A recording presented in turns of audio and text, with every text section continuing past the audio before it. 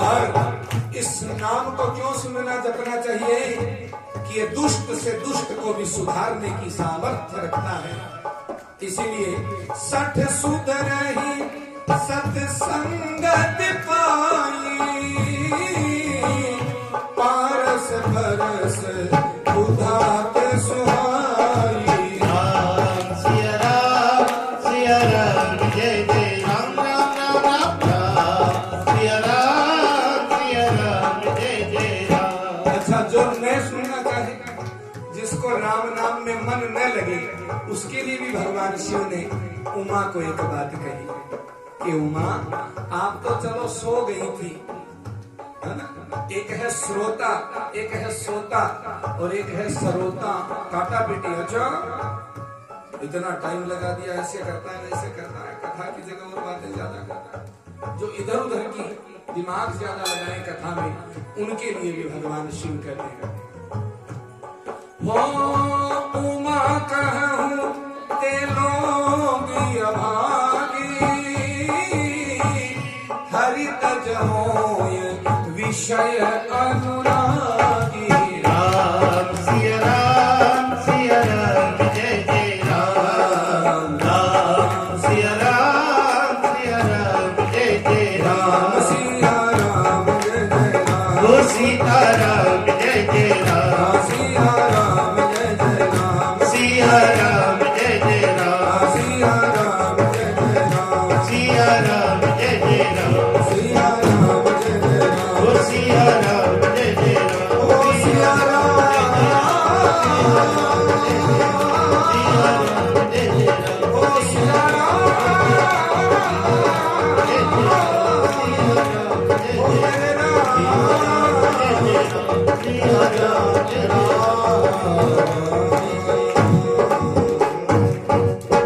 बोलिए राजा रामचंद्र भगवान की जय हो। भगवान की कथा कितनी सुने, कितनी गाएं, कितनी कहें। हाँ, जिसने इसको समझ लिया तो संत कहते हैं दीन लखे मन सबन को और दीन न लखे न कोई, लखे जो मन दीनन का तो नर से देवता होई। यदि अच्छा हमने सोचा 6:15 बजे है, घड़ी सामने हमारे, तो भैया आपने टांगी है, हमने तो टांगी। बोलो राधे राधे। हाँ, देखो समय भी थम गया, मन लग गया। अच्छा, ये सत्य है, जितना जीवन जीना है उतना यदि नाम जप में, प्राणायाम में, ध्यान में, योग में, चिंतन में लगाएंगे, उतना जीवन बढ़ जाएगा। आपका वो जीवन घटा नहीं कि आपने 10 साल जब तक ध्यान सेवा पूजा में लगा दिया, वो 10 साल अपने आप बढ़ जाएंगे। ये सत्य है। जितने आपने सुना होगा संत ऋषि महर्षि हजारों वर्ष तपस्या करते, ध्यान चिंतन करते। ध्यान चिंतन का एक रहस्य है। चलिए, सृष्टि का बड़ा सुंदर वर्णन है। हम सृष्टि का वर्णन में प्रवेश करेंगे तो और घंटा भर लगेगा। इतना समझ लें, एक है माया, एक है माधव। माया कैसी है? 3 प्रकार छोटा छोटा मान सकते हैं माया के। एक स्वमोह, अपने प्रति लगाव ज्यादा रखना। एक है स्वजन मोह, अपनों के प्रति ज्यादा लगाव रखना। और तीसरा है विमुख जनमोह, अपने से जो टेढ़ा जनता हो, कंपिटेटर हो, कंपटीशन रखता हो, है ना? कोई आपसे ज्यादा अच्छा गाता हो, कोई बजाता हो, कोई नाचता हो, कोई सेवा ही ज्यादा करता हो, है ना? आपका पड़ोसी ऐसा वैसा, ये जो दिमाग में चलती रहती है। अच्छा, उसने मुझे बुलाया नहीं, बड़ी पार्टी थी तब तो बुलाया नहीं, और जहां तक के खाना हुआ हम जाके कर देते हैं। ये है विमुख जनमोह। उससे विमुख कैसे रहा जाए, उससे टक्कर कैसे ली जाए, उसको पराजित कैसे किया जाए, उसको दबाया कैसे जाए, ये विमुख जनमोह है। ये पतन कर देता है। स्वमोह, अपना भी मोह नहीं होना चाहिए। स्वजन मोह, धृतराष्ट्र को जैसे अपनी संतान का मोह हुआ, वैसा नहीं होना चाहिए। और विमुख जनमोह दुर्योधन, उसके ये रहता था पांडव ये कर देंगे, वो कर देंगे, ऐसा कर देंगे, अपने से प्रतिस्पर्धा वालों के भी प्रति। तो क्यों क्या होना चाहिए? भगवान की माया हमें आवरण कर देती है। अच्छा, मंदिर में पट लगता है कि नहीं?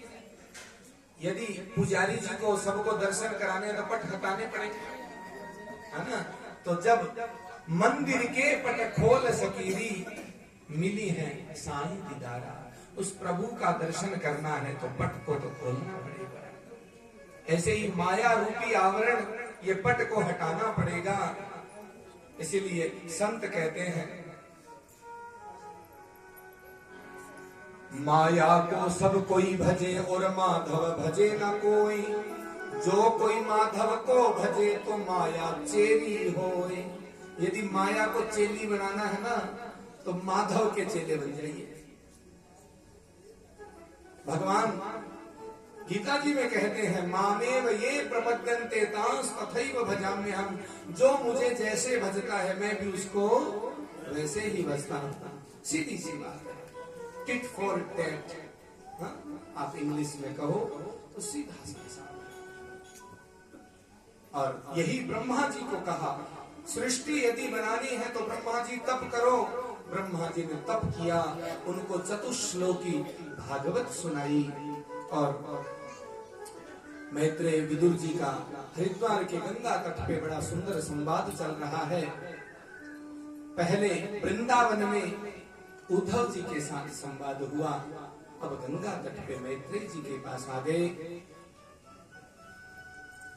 कहते हैं 4 मिले 64 खिले और बिहसे 20 करोड़ हरिजन से हरिजन मिले। यदि कोई आपस में मिले और देखते ही प्रसन्न हो जाए। 4 कौन मिलती है? सबसे पहले 2 आंखें और 2 आंखें सबसे पहले देखती है ना, नहीं तो बगल से भी कोई पीठ से पीछे से निकल जाए तो नहीं दिखता। लेकिन सामने जो ही कोई संत से संत मिल जाए, प्रेमी से प्रेमी मिल जाए, तो 4 खिले, 4 मिले 64 खिले, 32। आहा, है ना? प्रसन्न दांत खिले, दांत कहते हैं हाँ अच्छा मिला, नहीं तो लोग मुंह सिकोड़ के साइड से निकल जाते हैं। और संत ग्रंथ मंत्र की शरण में जाएं तो ऐसे ही प्रसन्न भाव से जाना चाहिए। लेकिन जैसे कौरवों को और पांडव सुहाते नहीं थे, ऐसे ही माया में लिप्त व्यक्ति को कथा सत्संग नहीं सुहाता, उसको आराम। जबकि यदि मन शुद्धि चाहिए, तन शुद्धि चाहिए, तो आहार शुद्धि, भोजन प्रसाद। भोजन कैसा होना चाहिए? प्रसाद जैसा। हम लोग भोजन खड़े होकर के चटकारे लगाना चाहते हैं, कहीं भी रोड पे खड़े मिल जाए, कहीं मिल जाए, बस मिल जाए। अरे आज फलाना वार है, वो फलाना मार्केट लगेगा, वहां वो आता है, आप चलेंगे वो खा के आएंगे। ये जो मन करता है ये भगवान से दूर करता है। बहुत सुंदर भगवान के गमन का प्रसंग सुनाया। हम इस प्रसंग को अंतिम दिन विशेष रूप से सुनेंगे। और मरणम मंगलम अत्र, हे राजा परीक्षित, यदि इस शरण में बैठे हो तो मरण भी मंगल हो जाएगा। प्राय तो मरण में शोक होता है, लेकिन भगवान की शरण में, भागवत जी की शरण में हो तो जीवनम सफलम अत्र, यहाँ जी गए तो सफल हो जाओगे और मर गए तो मंगल ही मंगल हो जाओगे। ऐसी दिव्य ये कथा है। जन्म मरण फल दशरथ पावा, तुलसीदास जी कहते हैं।